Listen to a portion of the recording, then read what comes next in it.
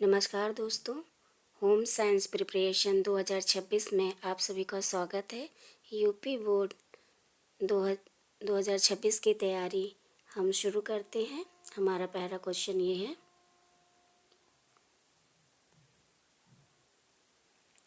कार्य है। कार्य क्या है दोस्तों? गतिविधि है, प्रवास है, प्रतिक्रिया है या ये सभी है? तो दोस्तों कार्य ये सभी है, पर गतिविधि भी करता है। गतिविधि मतलब मूवमेंट भी करता है। प्रवास मतलब एक से दूसरे जगह भी जाता है। प्रतिक्रिया मतलब जब आप करते हैं तो उसका कुछ ना कुछ रिजल्ट निकलता है। तो इसलिए कार्य ये सभी है। कार्य के दो प्रकार होते हैं। दो प्रकार कौन कौन से होते हैं? पहला जो होता है वो शारीरिक होता है और दूसरा मानसिक होता है। तो इस तरह कार्य के दो प्रकार होते हैं शारीरिक और मानसिक। नेक्स्ट 2026 में इस तरह से भी क्वेश्चन पूछे जा सकते हैं।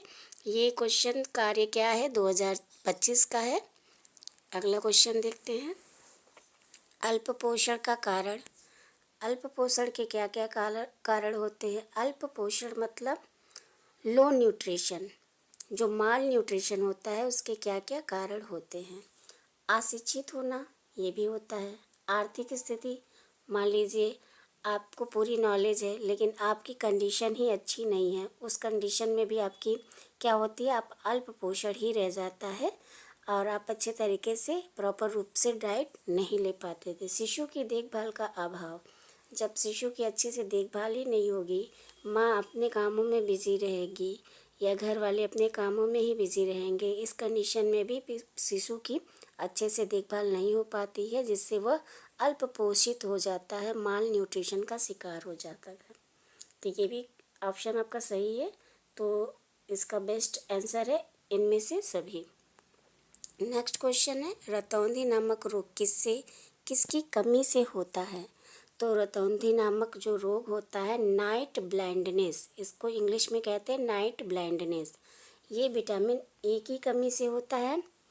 विटामिन ए की कमी से रतौंधी नामक रोग होता है या नाइट ब्लाइंडनेस कह लें इसको, होता है। इसमें क्या होता है दोस्तों, जैसे जैसे शाम हो जाती है, शाम के बाद अंधेरे में आपको साफ दिखाई नहीं देता है या बहुत धुंधला धुंधला सा दिखाई देता है, ये विटामिन ए की डिफिशियंसी के कारण होता है। और इसकी कमी को पूरा करने के लिए जो इसके सोर्स होते हैं उसको कंज्यूम करना चाहिए। वो सोर्स आपके होते हैं गाजर,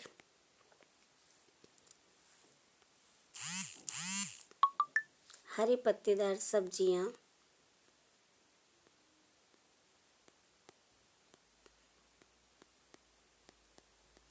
दार सब्जियां, दूध है, मक्खन है, अंडा है और आम है। ऐसे पीले फलों में विटामिन ए की अच्छी सोर्स होते हैं। अगला क्वेश्चन देखते हैं दोस्तों, खाद्य प्रयोगति। अगला क्वेश्चन, फूड टेक्नोलॉजी का क्या महत्व है से है? इसको हिंदी में खाद्य प्रौद्योगिकी भी कहते हैं। इसका क्या महत्व है? फूड टेक्नोलॉजी का क्या महत्व है खाद्य को सुरक्षित करने के लिए? ये होती है जैसे बचत करना, समय और श्रम की बचत करना, खाद्यान्नों का सदुपयोग करना, इनमें से सभी। तो इसका सही उत्तर है इनमें से सभी। इनमें से सभी क्यों है दोस्तों? जैसे कि जब हम फूड टेक्नोलॉजी का नॉलेज हमें होता है, इसके अकॉर्डिंग हम जो जब अत्यधिक खाद्यान्न या फसल जो हमारे यहाँ हो जाते हैं उसको हम लोग सुरक्षित करते हैं। सुरक्षित कैसे करते हैं? जैम, जेली, अचार, मुरब्बा, ठीक है, पापड़ बना करके या ड्राई सब्जियों को सुखा करके, जो सब्जियों को जैसे मटर वगैरह है इसको सुखा करके जब हम इसको क्या नाम है प्रोसेसिंग से हम इसको रख देते हैं, प्रिजर्व कर लेते हैं, तो हमारी क्या है आपका समय भी बचता है, श्रम भी बचता है और खाद्यान्नों का सदुपयोग भी हो जाता है, जिससे अधिक मात्रा में जब फसल हो जाते हैं तो बर्बाद नहीं होते हैं, जिससे हमारा समय, श्रम और धन तीनों की बचत होती है। नेक्स्ट क्वेश्चन देखते हैं दोस्तों, शैशवावस्था किसे कहते हैं? तो बच्चों शैशवावस्था जन्म से लेकर के 5 वर्ष की अवस्था को शैशवावस्था कहते हैं। इस अवस्था में शारीरिक, मानसिक और भावनात्मक विकास होता है। किसका? शिशु का। शिशु का कौन कौन सा विकास होता है इस अवस्था में? शारीरिक होता है, मानसिक होता है और भावनात्मक होता है। ये तीनों विकास बच्चे की इस अवस्था में होती है। नेक्स्ट क्वेश्चन देखते हैं बच्चों। निम्न में से कौन संवेदनशील नहीं है? कौन संवेदनशील नहीं है? तो संवेदनशील क्या होता है बच्चों? जिसमें जान पाई जाती है, जो जीवित होता है, वो सभी जीवित व्यक्ति संवेदनशील होते हैं, मतलब सेंसिटिव होते हैं। उनमें सेंस होता है, जैसे कि तापमान को सहने का, महसूस करने का, ठीक है, स्वाद को चखने का, ठीक है। तो हर किसी में होता है, चाहे वो जानवर हो, चाहे वो इंसान हो, ठीक है। तो सब में होता है संवेदनशील। किस में नहीं होता? जिसमें जान ना हो उनमें संवेदनशीलता नहीं होती है। तो बच्चे में भी संवेदनशीलता होती है, महिलाएं भी जीवित हैं उनमें भी संवेदनशीलता होती है, वृद्धों में होती है। राजनीतिक दल जो है वह एक संगठन है, ठीक है। वो क्या है? एक संगठन है, ना कि कोई जीवित इंसान, ठीक। ये एक संगठन है और संगठन में कोई संवेदनशीलता नहीं होती है। अगले क्वेश्चन पे चलते हैं हम। बाल अपराधी किसे कहते हैं? ठीक है, बाल अपराधी किसे कहते हैं? जो बाल्य अवस्था में, मतलब बाल्य अवस्था हमारी कब की मानी जाती है? 18 वर्ष से कम बच्चों को बाल्य कहते हैं, बालक कहते हैं, किशोर कहते हैं, ठीक है। तो ऐसी अवस्था में जब कोई अपराधी कर लेता है, कोई अपराध कर लेता है, कोई बच्चा, कोई बालक, तो उसे क्या कहते हैं बच्चों? जुवेनाइल कहते हैं, ठीक है, जुवेनाइल कहते हैं। तो उस कंडीशन में क्या होता है? इसमें जो आपका ऑप्शन दिया है, विद्यालय ना जाने वाले बच्चों को, तो जो कोई बच्चा अगर किसी कारणवश विद्यालय नहीं जा रहा है तो बाल अपराधी है? नहीं, ठीक है। बड़ों की बात ना मानने वाले बच्चे, तो ऐसे तो 99% है जो कभी ना कभी बड़ों की बात नहीं मानते, तो ऐसे बच्चे भी बाल अपराधी नहीं हैं। कौन से बच्चे हैं? कानून का उल्लंघन करने वाले बच्चे। कानून मतलब जो हमारी लॉ का उल्लंघन करते हैं, जो किसी को हानि पहुंचाते, जैसे किसी का मर्डर कर दिया, चोरी कर दिया, ठीक है, ऐसे बच्चों को बाल अपराधी में माना जाता है और उनको जुवेनाइल कस्टडी में रखा जाता है। और ये एक्ट जो है बच्चों, ये एक्ट, जुवेनाइल एक्ट जब पास हुआ, वो कौन सा ईयर था? 1986 में ये पास हुआ था, ठीक है। फिर काफ़ी सारे संशोधन हुए इसमें। 2000 में इसका नया संशोधन हुआ और 2015 में एक दूसरा कानून बना, उसका नाम था care and protection of children. इसके तहत 2015 में भी एक नया कानून लागू हुआ। अगला क्वेश्चन देखते हैं हम। निम्न में से कौन सा रंग प्राथमिक नहीं है? तो बेटा प्राथमिक कौन कौन से रंग होते हैं? 3 जो रंग होते हैं वो प्राथमिक होते हैं। इस तरह का डायग्राम आप बना लीजिए। लाल है, नीला और पीला, ये 3 रंग है जो आपके प्राथमिक हैं।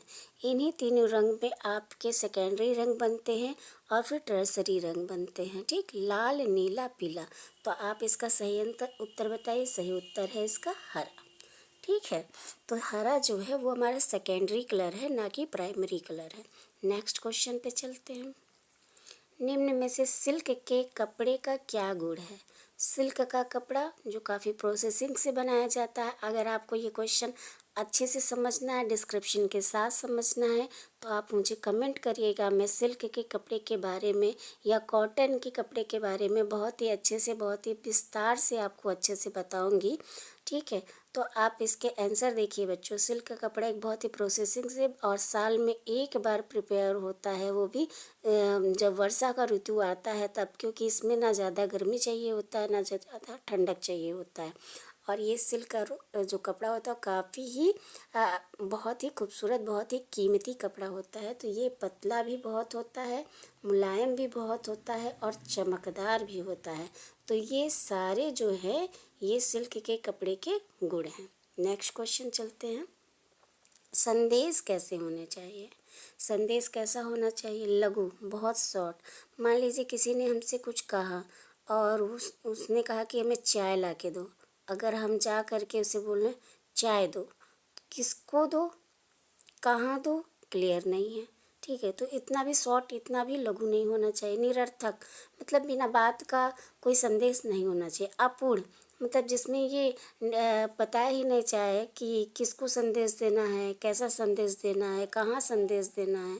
तो ये एक तरीके से अपूर्ण, या फिर किसका, जैसे हम कॉलेज में गए, किसी बात पे हमने बात की और हम वहाँ पे मूवी की बात कर रहे हैं, तो कॉलेज में हम जाकर अगर बच्चों को मूवी के बारे में बता रहे हैं तो पूरी तरीके से वो अपूर्ण संदेश है। उसमें कोई ना कोई मोटिवेशन होना चाहिए, कोई ना कोई आपका कोई ऐसे थॉट होने चाहिए कि जिससे बच्चे इंस्पायर हों, या कोई भी आपके संदेश से इंस्पायर होना चाहिए। एक अच्छा क्लियर संदेश होना चाहिए। तो इसका सही उत्तर क्या है? क्लियर मतलब एकदम साफ सुथरा, एकदम स्पष्ट हो कि अगला आदमी से जब पूछा जाए कि आपको क्या बताया गया, तो वो आपस से आपको बता सके कि हमें ये संदेश या हमें ये नॉलेज दी गई। नेक्स्ट क्वेश्चन है, ऊन तथा ऊनी वस्त्रों पे कौन सा मानकीकृत अंकित किया जाए? मानकीकृत का मतलब ट्रेडमार्क। ठीक है, ट्रेडमार्क, कौन सा ट्रेडमार्क दिया जाता है? तो बच्चों ऊल ट्रेडमार्क दिया जाता है, ऊल। ठीक है, ऊल आपका ट्रेड मार्क दिया जाता है। ठीक ना बच्चों, ऊल ट्रेड मार्क दिया जाता है।